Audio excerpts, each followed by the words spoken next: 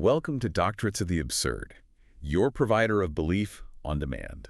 I think we all kind of feel it, don't we? That existential itch. What do you mean by that? It's the feeling that the device in your hand, your phone, is both completely seamlessly integrated into your life, and at the same time, it feels, I don't know, entirely alien to your ancient biological self. That is the perfect way to put it, and that's the core tension we're diving into today. Hmm? We all treat our phones as these, external tools. Sophisticated, sure, but ultimately detachable accessories. Things we can pick up and put down. That's exactly. But what if we've got that relationship completely backward? What if that little screen you carry everywhere isn't just a tool, but a relentless force that is fundamentally physically changing our anatomy, our gait? Even our capacity for human connection. Yes, that's the puzzle. It really is. I mean, our deeply ingrained belief is that the body is a fixed thing. It's a solid boundary, right? A container for the mind and the self. But the sources we deconstructed for this, they reveal a far more dynamic and, frankly, a much stranger truth. Which is? That the body is inherently permeable. It's adaptive. It is constantly rewriting its own physical and social reality through its connection to mobile media. Okay, let's unpack this with a hook that, it grabbed me instantly from the research. The mission of this deep dive is to deconstruct that exact phenomenon. The core insight is this. You are not just looking at your phone. Your phone is telling your brain how to walk, how to feel, and sometimes even who to love. It's such a powerful statement because it completely redefines the intimacy of that relationship. So today we'll be tracing this coevolution anatomically. We're going to move literally from the face down to the feet to understand how this technology impacts our primary senses. So if the body isn't this fixed container, what is the mechanism? What's the toolkit the brain is using that allows it to incorporate a machine? The defining concept, the one we really need to get our heads around, is the corporeal schema. The body image. People often call it that, yeah, the body image. But it isn't a photograph of your body. It's your brain's flexible, constantly updated internal map of your physical self. And the key word there is flexible. It's not static. Not at all. It expands dynamically. Think about learning to drive a car. At first, the car feels like this huge, awkward box you're sitting inside, but after a while... You can feel where the bumpers are. You just know if you can fit into a parking space. Exactly. The boundaries of your body in your brain's map have stretched to include the hood and the bumpers. Your brain treats the car as an extension of yourself. It becomes what the sources call a new, fresh instrument. Okay, so when I pick up my phone, my corporeal schema, that internal map, it doesn't stop at my fingertips anymore. No. It incorporates the glass, the circuitry. It treats the phone as a new part of me. Precisely. And this integration, this extension of your capacity or your reach, that's what we call dilation. And this idea of dilation is absolutely key to understanding the engine room of this whole coevolution. There is a governing rule here. A rule. Every single technological coupling, from a hammer to a smartphone, results in a non-neutral effect. So dilation, the extension, is only one side of the coin. What's the other side? The other side is contraction. Every time technology extends one of our senses or abilities, that's dilation, it simultaneously causes a necessary reduction or withdrawal of other senses, other attention, or even physical capacity. That's the contraction. So you gain something powerful, but you always lose something else. Always. That duality, that constant hidden trade-off, that's the mechanism. And that structural trade-off, this dilation and contraction, that's the hidden mechanism. But how does the body manage this? I mean, this constant state of gaining and losing must be incredibly unstable. It is, and that's where the term multi-stability comes in. Multi-stability just describes the inherent adaptability, the constant mutability of both our bodies and how we use technology. Your body schema isn't just incorporating the phone, it's constantly being stabilized and destabilized by the context. Am I sitting? Am I walking? Am I driving? Am I talking? Exactly. The required physical and mental posture is never fixed. It's always shifting between these different states. That sounds incredibly dense, but you're right. It's actually the new normal for millions of people every single day. The sources use this fantastic, really relatable anecdote to illustrate this. It's the experience of a woman named Zara. Right, Zara. Who has been playing the location-based game Pokemon Go for 7 years. Zara's story is a perfect illustration of multi-stability in action, this game. It isn't just screen time.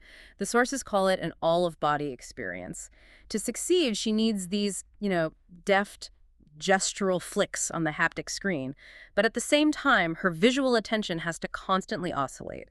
between the digital game app on the screen and the physical street in front of her Yeah. to avoid, walking into a lamppost. Or into traffic. And most critically, the game is dictating her physical movement. She doesn't decide where to walk. The game does. Exactly. She is forced to constantly modify her walking trajectories and her sensory habits just to hunt for these little digital monsters and hit specific locations, Pokestops and gyms. She talks about the intimacy of this hybrid placemaking practice. The device is perpetually on hand and online, and it's intertwining her hand-eye coordination and her pedestrian footwork with the mobile touchscreen. She's managing multiple realities at the same time, the digital game world, the real world. And the social world, the etiquette of being a mobile user in public. For instance, she mentions muting the audio in crowded public spaces. Right, to be polite. It's a social strategy. It's to avoid bumping into people or seeming aggressive or just plain weird. That tiny act, a contraction of her auditory focus, allows the dilation of her game experience to continue without rupturing the social fabric. Her body is perpetually negotiating these trade-offs. So the high stakes here are that this practice, whether it's a game or just navigating with GPS, is literally how her body scheme is being rewritten. Her brain has mapped the game space onto her physical legs and eyes. Her body has learned a new way of being in the world. Okay, let's start this anatomical journey then. Section 1, the face. The sources call this our anatomical anchor, the originary or primordial interface. It's a profound structure when you stop to think about it. The face is this dynamic information space. It's made up of 20 craniofacial muscles, up to 17 bones, and it's capable of conveying everything from deep emotional states to social categories like intention and identity. It's how we read each other. For humans, it is the primary transmitter and receiver of complex social data, period. And the face gives us our orientation to the world, doesn't it? That's what we talk about, facing a challenge or the face of the earth. We impose a sense of frontality onto everything. And that leads directly to a concept the sources call frontal ontology.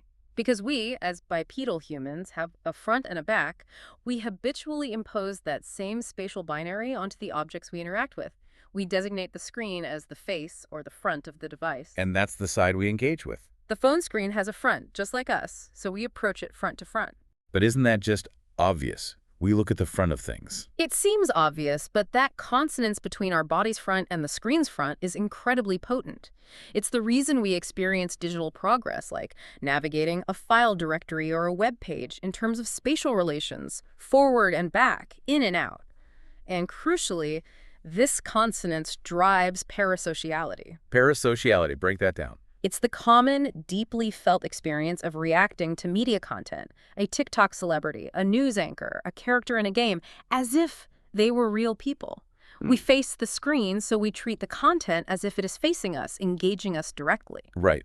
But if we're really going to understand the revolution mobile media caused, we have to talk about the villain here. The villain. The persistent, deep-seated misconception of the screen as a neutral window on the world. This is the idea we absolutely must attack because it dictates everything, our posture, our attention, our expectations. This window metaphor, historically, it goes all the way back to the Renaissance. Oh yeah, specifically to Leon Alberti's concept of linear perspective in the 15th century. Alberti was the one who formalized the screen, or the canvas, as a window through which the world is viewed. And what rules did Alberti's window impose on the person looking through it? It demanded two key things. First, the spectator's immobility.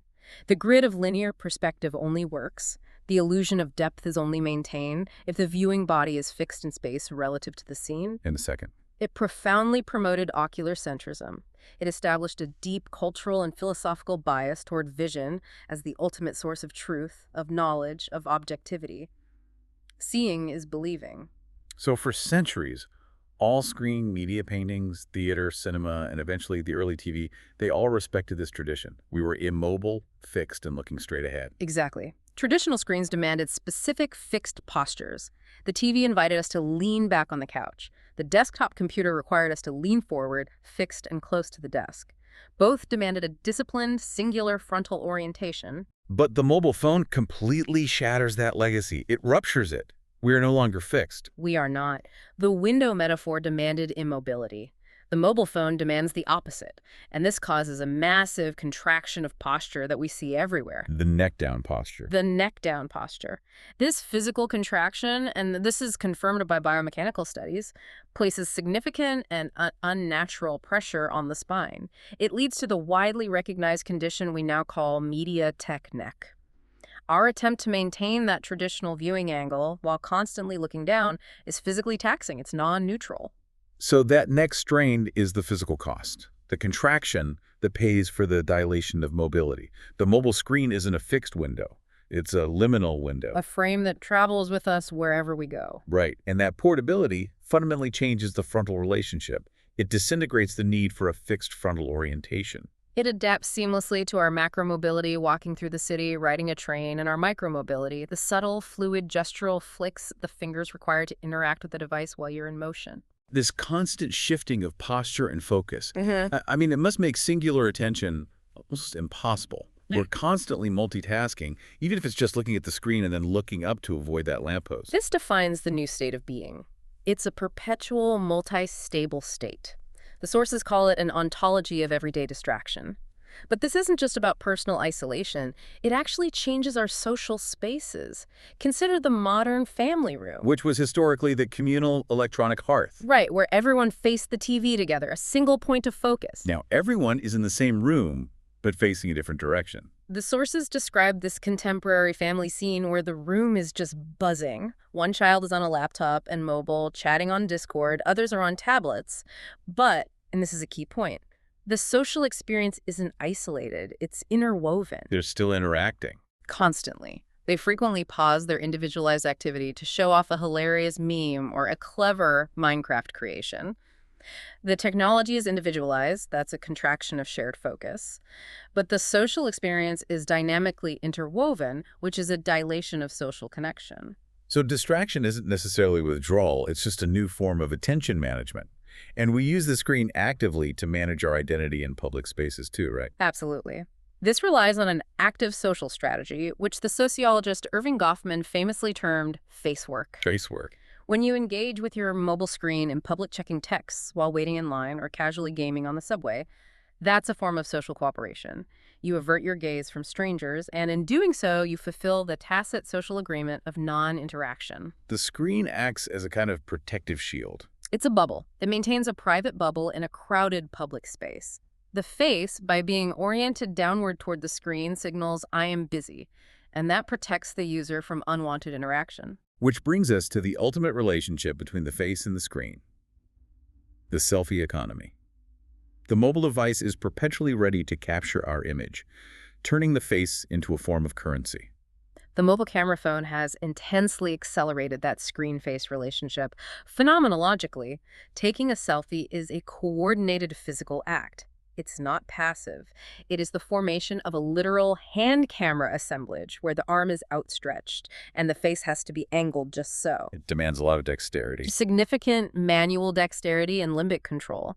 The body has to become a tripod and a framer at the same time. Right. And this intense focus on self-portraiture and the sharing of faces across these global networks, it fosters what the sources term kinesthetic sociability. Kinesthetic sociability, what does that mean in practice? It just means it connects bodies across online and physical spaces through continuous microbodily hand and eye movements. The act of swiping, linking, and tagging, Mm-hmm. that's the physical labor that maintains this whole social structure. Exactly. And even if the selfie taker is engaging in a highly curated, performative exhibition of self, you could call that a contraction of authenticity, perhaps. The collective sharing and rapid consumption of these images creates a strong imagined sense of being together, a sense of co-presence. So the face is no longer just a biological surface. It's a dynamic, shared interface, continuously maintained by physical microlabor and this new kind of gestural literacy. Okay, let's move down the body. Let's focus on the eyes. The face discussion already hinted at this, but Western culture has a deep, deep bias toward ocular centrism. Right, the philosophical idea that vision is the most elevated sense, the one closest to knowledge and truth. It's a notion that you can trace all the way back to Plato. And this bias has driven technology for centuries. It has. For centuries, it has driven the technological imperative of instrumental realism. The goal of technology, especially optical technology, has always been to overcome all perceived obstacles to vision, distance, size, opacity, and to translate the world accurately as an objective, truthful picture. We just believe that captured visual images are inherently representative of reality. We do. But a key insight from the sources is that this instrumental realism is never neutral. It always comes with a cost. The classic analogy they use is the telescope. The telescope perfectly illustrates the core binary mechanism in vision. When the telescope dilates the reach of our vision, allowing us to see a distant mountain peak, it imposes a necessary and powerful contraction on the rest of the sensory field. You don't just lose smell or hearing, it fundamentally changes the way you perceive the object itself. Exactly. You lose depth perception, the field flattens into a two-dimensional picture on your retina, the mountain becomes an image, not a solid, tangible object. And critically, you lose the ability to touch it, smell it, or judge its true distance via auditory cues. The body, when coupled with the telescope, is transformed Into what? into a long-sighted, one-eyed body without auditory or olfactory function. The technology doesn't just mediate vision, it radically reconfigures the entire sensory hierarchy. And the mobile camera is the contemporary evolution of this prosthetic vision. It's the camera sui generis, the camera of our time. It gives us what the philosopher Don I termed plurivision. It's a complex, aggregate, and digitized vision. We don't just see through the lens anymore. We see through freeze frames, time lapses, close-ups, and an endless array of filters and effects.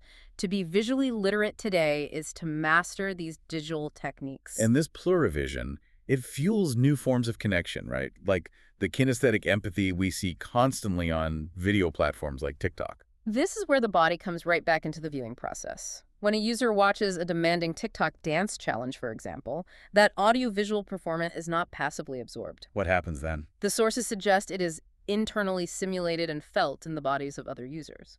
Your brain, through mirror neurons, involuntarily attempts to mimic the movements. It creates a visceral, felt response that evokes a sense of corporeal connection and belonging, even if you were just sitting on the couch. So the visual input triggers a bodily, a felt, a kinesthetic response.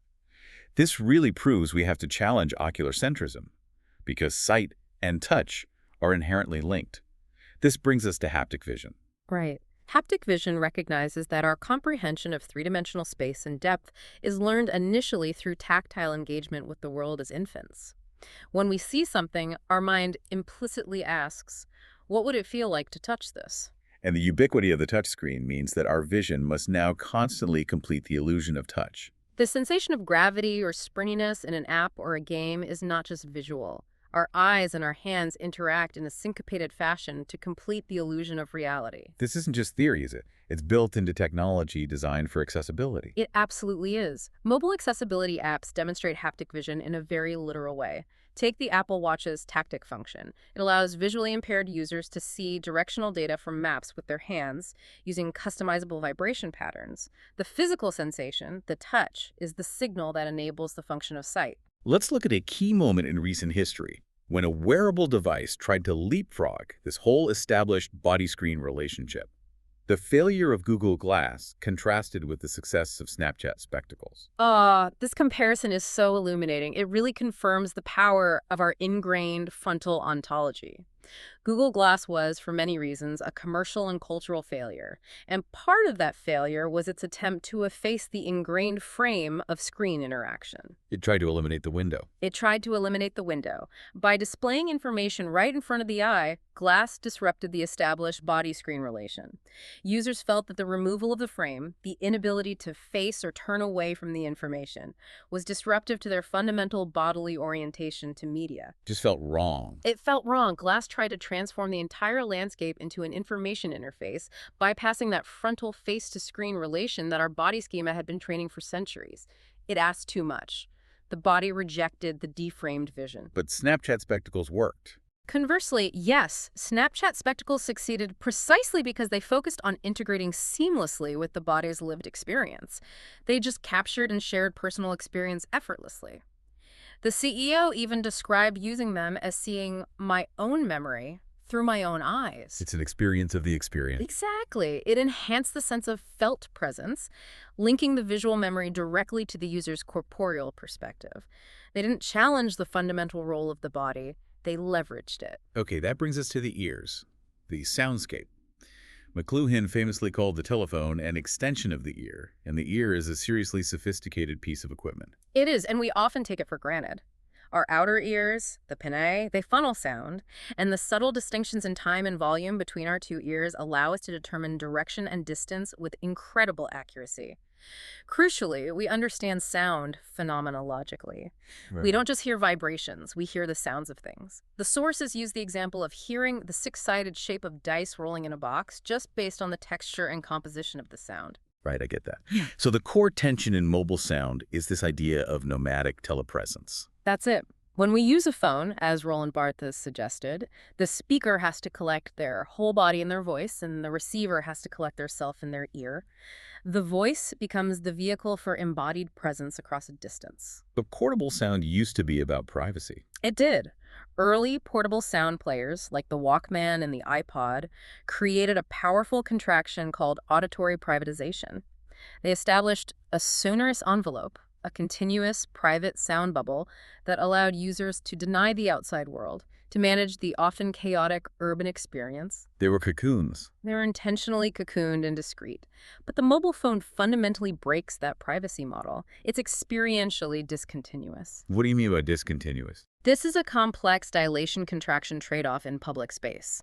The mobile phone acts as a puncture. It intermittently colonizes urban space, carving out these personal communication pockets that can violently erupt the immediate soundscape with ringtones, loud streaming content, or the jarring sound of a one-sided conversation. And the sound is invasive in a way sight is not. You can avert your eyes from someone's screen, but you can't just switch off sound if someone is talking loudly next to you on the train. This creates intense friction. It requires a complex negotiation of auditory etiquette in public. The sources highlight how this nomadic telepresence can be deeply jarring for those around the user.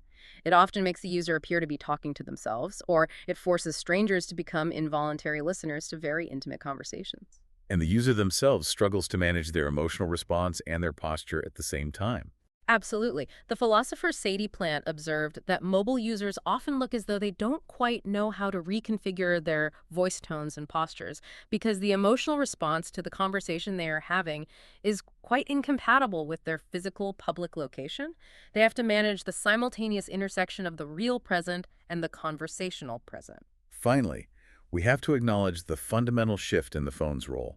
It is not just a receiving device, it's an active, always-on mobile listening device. This leads to the observation of what one source, Andrejevic, terms the drone logic of listening. Drone logic. The smartphone is not a passive microphone. It is constantly gathering contextual data, latitude, longitude, biometrics, conversation traces, and reinforcing an emerging logic of portable, always-on, distributed, ubiquitous, and automated information capture. So why drone logic and not just surveillance?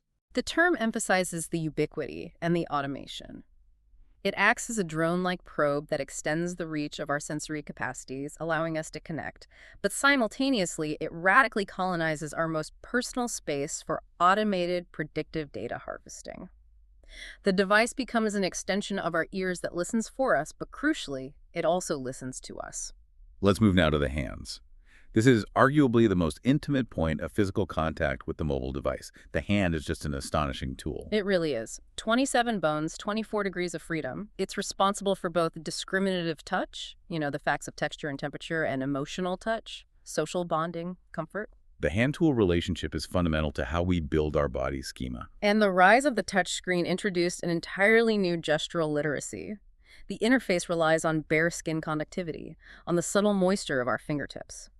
This was a radical change, as historically, screen etiquette demanded that we never touch the surface. I remember reading that early advertisements for things like the Nintendo DS essentially had to teach people that touching is good, after decades of ingrained habits against screen contact. The haptic interface is now foundational, and touchscreens achieve their immersive experience by simulating real-world physics. This simulation relies heavily on our brain's built-in knowledge base, which researchers call naive physics. Which is our basic bodily, pre-reflective understanding of how things work. Yeah. Inertia, friction, springiness, gravity. Exactly. So when I swipe quickly through a list and it resists slightly before slowing down and bouncing back at the end, the app is activating my existing body memory of real-world objects. I rely on my body memory of throwing a ball or pushing a door. That simulated resistance or springiness, it achieves immersion because it correlates with what my body already expects to happen. Yes. This creates a powerful haptic bond between you and the device. Our fingers accumulate sensory memory, conjoining the real physical gesture with the on-screen representation, enabling these moments of tangibility and concreteness. But this touch is all simulated. It's not real skin-to-skin contact. This leads to the concept of the as-if structure of perception. This is a crucial distinction. Many neuroscientists, and rightly so, critique haptics. They argue that physical touch is just too complex, with different receptors for itch, vibration, stroking, and temperature to be fully replicated digitally. They insist that beneficial, comforting touch must be skin to skin. But the phenomenological response is that the body adapts. Even if the simulated touch is scientifically incomplete, if it doesn't replicate every single receptor, the as-if structure of embodiment narrows the sensorial gap. We perceive the simulated touch as functionally and emotionally meaningful. And this as-if structure allows for profound mediated intimacy. A key example is social proprioception. This is the idea that our ambient awareness of distant others who are perpetually online, seeing them active on social media, updating, liking, commenting, becomes a continuous mediated social touch. We sense their social presence constantly in our peripheral awareness. Like a kind of social ghost accompanying us. That's a good way to put it. That passive awareness is intense, but the pandemic accelerated the need for explicit digital intimacy, which drove the rise of the digital hug. The hashtag hug hashtags and the Facebook care reaction emoji. The little animated arms around a heart? Yes. Facebook specifically animated the arms to give the digital reaction body features, creating a haptic experience that involves the movement of arms and a body touching someone else, even though the interaction is only enacted by the user's metonymic hand. That really speaks to the power of that as-if structure. The sources mention that for some users, the digital hug was even perceived to exceed a physical hug because it is so much more readily available. And this desire for touch manifests in beautiful, unexpected ways. The sources share this really moving anecdote of a deafblind couple flirting. They would trace each other's presence on opposite sides of a mobile screen, running their fingertips along the glass simultaneously. That physical, finger-to-finger contact through the glass was felt and perceived as haptic flirting. The glass surface became a membrane of connection, transforming physical distance into palpable proximity. Wow. Even attempts to avoid contact reinforce the importance of touch.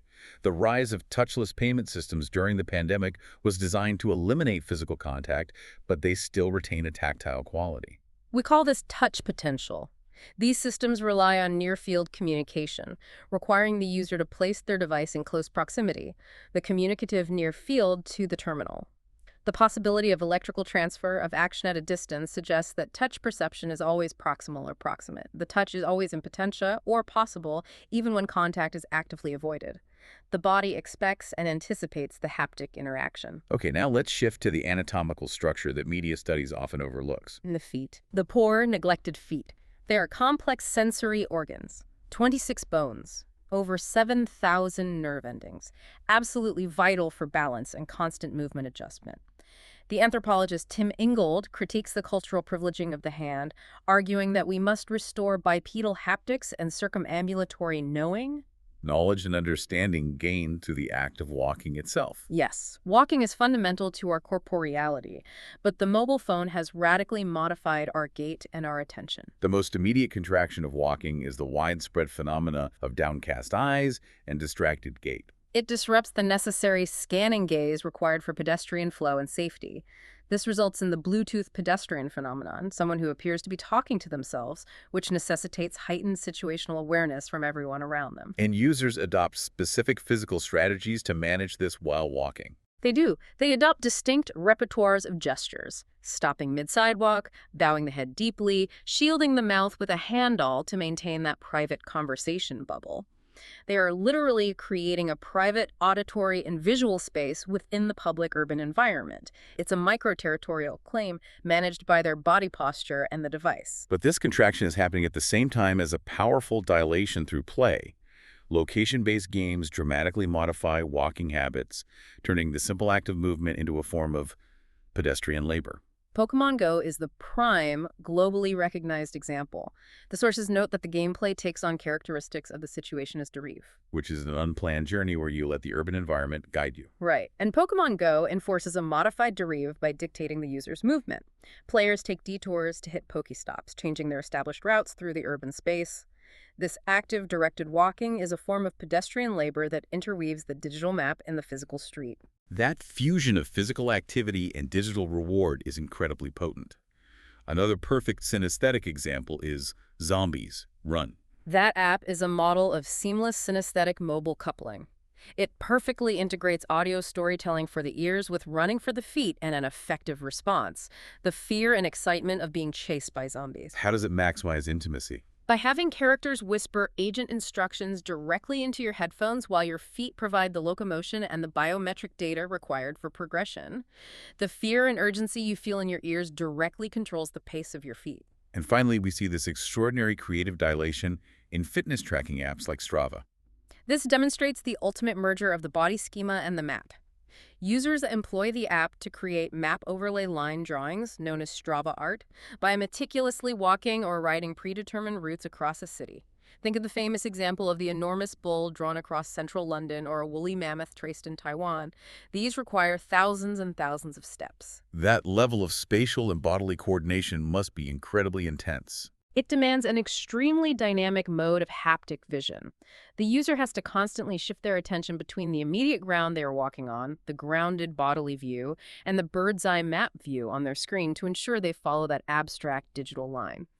It illustrates the body schema's profound ability to merge our most fundamental sense of walking and placemaking with the abstraction of a geographic map, making the entire city a canvas for our movement. So we've tracked this co-evolution from the face to the feet, and the unifying argument across all our sources is that mobile media creates a single, multi-sensory synesthetic experience. The senses are fundamentally tangled, not separable. The human body is a sensory integrated system, or as the sources put it, a filtering membrane. We saw this in the cross-modal experience of phantom phone sensations, where the body hallucinates the device vibrating or ringing because we are so habituated to it. Or historically, you mentioned Thomas Edison using his teeth to hear faint overtones from the gramophone by biting on the wood. He was using bone conduction to integrate the sound into his entire sensory system. The senses work together. The sources compel us to look beyond the classic five senses. What non-standard senses are being fundamentally rewritten by our devices? We have to consider the internal, often overlooked senses. Things like proprioception, which is your awareness of bodily posture, kinesthesia, awareness of limb movement, and interoception, which is awareness of your inner biology, like heart rate or lung capacity. The corporeal schema is adapting to include all of these non-standard senses in relationship to the device, often mediated through haptic or biometric feedback. And what about the senses we haven't even fully integrated yet? The most provocative part of this research, for me, involves experimental technologies attempting to incorporate smell and taste, our future chemical senses. There is intense ongoing research into machine olfaction. Sensors designed to detect specific gases and volatile organic compounds, or VOCs, are already integrated into industrial smartphones. Like what? Like specialized cat phones, to alert users to hazards like carbon monoxide or specific paint thinners. Honeywell even developed a miniature mass spectrometer, basically an electronic nose, that could be incorporated into future smartphones or microdrones. That is a dramatic dilation of our sensory capacity. Our phones will literally be smelling the world around us and interpreting it for us. And even more invasively, there's chemical haptics. This technology uses wearable sleeves equipped with micropumps to deliver topical chemical stimulants directly to the skin. These chemicals bypass traditional touch receptors and chemically manipulate sensation. What kind of sensations are we talking about? We're talking about substances like menthol to induce a sensation of cold, capsaicin to generate warmth, or sandshul, which can create a distinct tingling or numbing buzz. The goal is to link these specific physical chemical sensations directly to gaming or virtual reality experiences. So technology could permeate the skin boundary, chemically manipulating physical sensation to enhance a digital experience. That's the goal.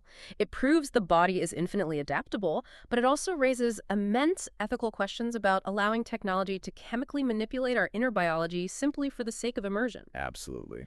And finally, the sources remind us that we share senses with the non-human world, prompting the idea of multi-species couplings. Take dogs. They experience the city as a complex olfactory mishmash.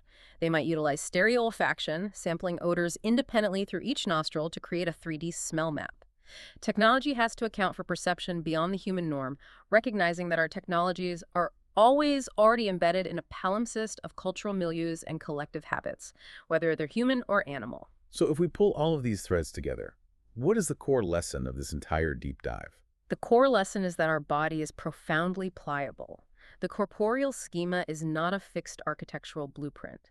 It is continually and dynamically reinvented by technology, whether it's learning a new gestural literacy with our hands, shifting our walking gait for a game, or preparing to chemically feel a tingling sensation applied directly through a digital interface. And this leads us to the high-stakes summation. This isn't just a modern phenomenon, is it? It's the culmination of human history with technology. Indeed. 40 years ago, Robert Innes quite radically suggested that our current technologies have provided us with the most controversial body in the history of humanity. We are living that controversy right now. We are hybrid bodies, stabilized and destabilized by the devices that are literally reshaping our relationship with space, with time, and with ourselves. Which leaves us with a final provocative thought.